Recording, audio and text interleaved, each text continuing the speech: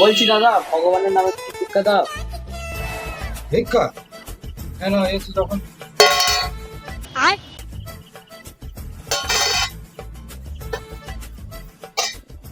মাত্র 1 টাকা?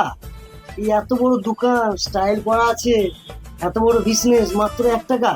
হ্যাঁ, কিছু বড় নোট ফোট দাও একটা। বড় নোট বলছে যখন এলাম এলাম और अभी तो रुको, চলো। क्लाइमैक्स अभी बाकी है। কি ব্যাপার? এই ভাই, টাকাটা দিলাম ওকে, আর তুমি পকেটে টাকাটা ভরে নিলে, কি ব্যাপার?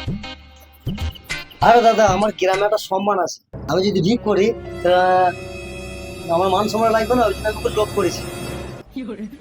ও আচ্ছা আচ্ছা, ঠিক আছে ঠিক আছে।